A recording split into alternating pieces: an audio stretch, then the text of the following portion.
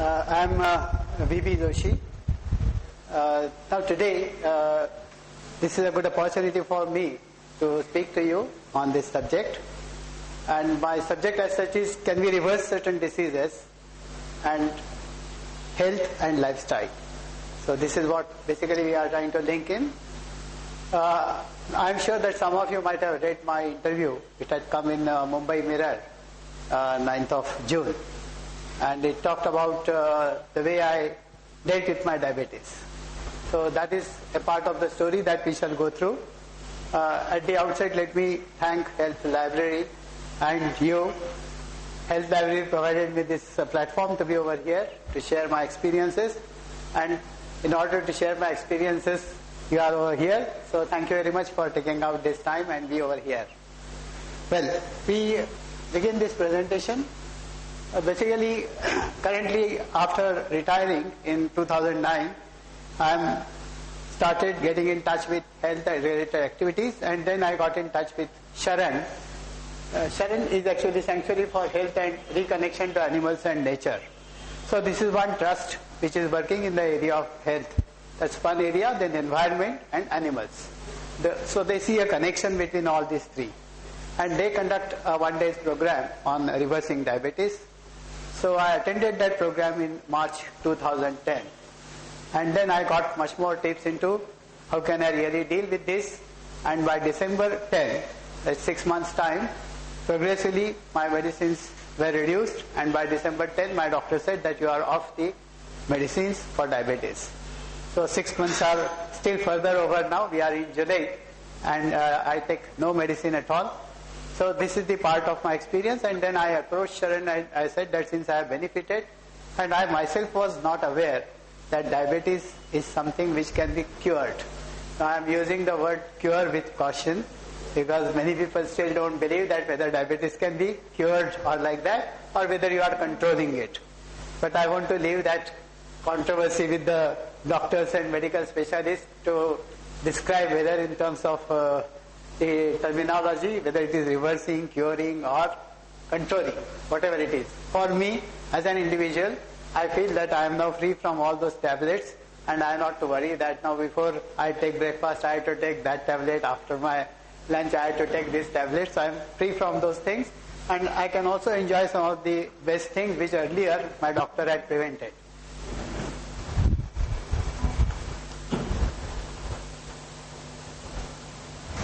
Well, I begin with a disclaimer, because I am focusing myself for say around 45 minutes of time, and whatever I shall be saying will be what I did, and this was something which worked for me. I can't explain all the logic and the principles, how it works. So whatever, whether you have read my interview or whether you attend this, think about it, and I will be happy if there are more questions left in your mind when my session is over. So this is not supposed to be a one-day program where entire questions, queries can be answered. So for that purpose, I suggest that when Sharan conducts such programs on reversing, say, diabetes, reversing heart attack, pills versus pills and all that, you can attend that, because they are conducted by doctors. Now there is one small request. I got the sheets over here, and those who are interested in attending these programs, or those who want to be on the mailing list of Sharan when their programs are over there, you can write those details over there and can give it to me afterwards. Now the most important thing is, who am I and what business I have to be over here. So as say for example diabetes or heart disease, they are all considered as lifestyle diseases. So it is very necessary to know what kind of lifestyle are we living. In fact, all of us are under the impression that today's lifestyle, particularly in a city like Mumbai, puts you under a lot of pressure. And this pressure is one of the reasons, the tension, the anxiety is one of the reasons for you to have diabetes. And I don't know answer to this question, but anyway, this is what I presume, this is what I presumed. So what I was doing, for more than 38 years, I have been in the field of education, and through a very long spectrum, I have also had stints with the industry. So starting from a chemical industry, then moving to teaching in a rural school, then moving to a school in city, then entering into the world of psychometrics. So I worked on 5.5 years on a research project where intelligence tests were to be developed. So 90 different factors of intelligence, the tests were developed. So I was over there.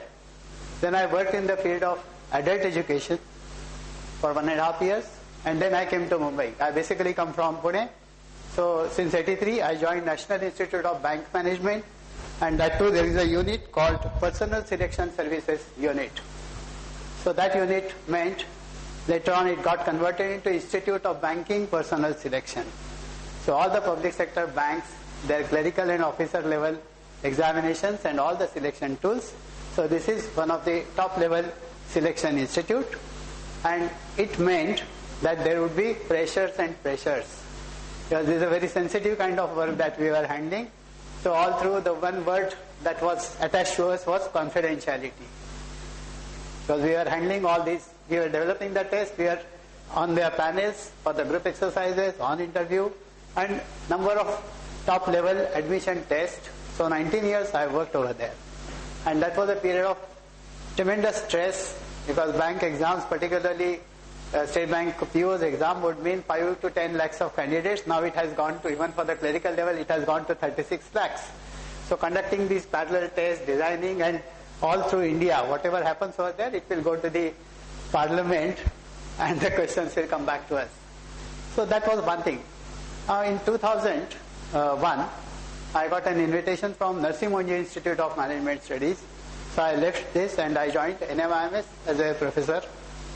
I became head of the department. Then I also became, NMIMS is a deemed university now. So I became Dean Admissions. So again another sensitive work for admissions. So these were the kinds of things. Now when I shifted, prior to that, my son and my wife, they forced me to undergo some test. Because till that time, from the normal definitions, I was healthy. So there was no doctor for me. I never tested my blood sugar. I never knew what my blood pressure is. So when they were after that, then I started checking. And when the first test for blood sugar was done, the results were quite different. And it meant that I had to go to the doctor. And I presumed that by the time I was 51, and with the kind of work that I was doing, I thought this is normal. After 50, diabetes is something which keeps on coming. So this, I should just take it as a matter of the kind of life that I am living, the kind of tensions and anxiety that I am having. So this is the reason why I am over here, and this is in short my background.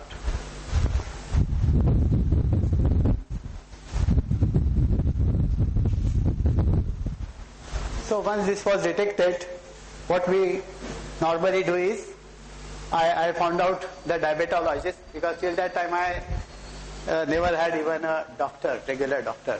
So I found out one diabetologist and I approached him. And this is what we normally do. By the time this was firm in my mind that diabetes, once it comes, it is going to stay with me, and I have to be friendly, learn to be friendly with this. Okay. Now what did that doctor do?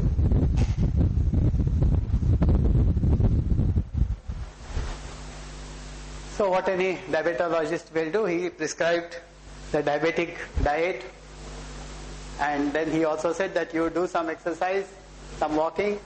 Till that time, though I used to love to walk, because of the pressure of work, that's what my defense mechanism is, I never used to go for regular walks or was not doing any regular exercise.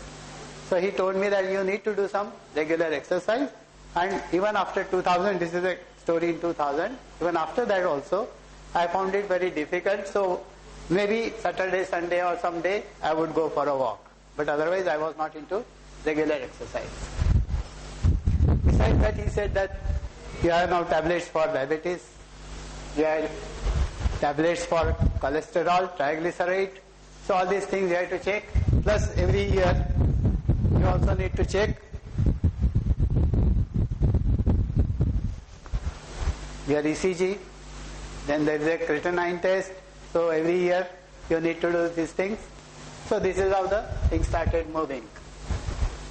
Now this was going on, so from 2000 to 2009, and as you can see from the number of tablets, if the tablets were 2, then by 2009 the number of tablets increased. The cholesterol and triglyceride was something that would keep on coming and going. So I would get the tablets, then after some time doctor would progressively reduce it, and then he would stop it. Another 2 months time for the next testing, it would again come back to me. By the time I had realized that, is there any cure for this? Is there any possibility? Till that time I was totally not aware, so I realized that probably I can control it, and if I have to control it, then I need to really learn what do we really mean by health. It was 2009, so by that time I decided that I will now stop full-time work. I turned 60 and I thought that enough now, let me stop and reflect on what I am doing. So I stopped working. So this all led me to these questions. What do we understand by health? So this is our normal belief that whenever there is no symptom, no pain, no difficulty, then we say that we are healthy. So this is the layman's definition, and from the health point of view, I was a total layman. So I realized that probably this is our definition, but is it what the best?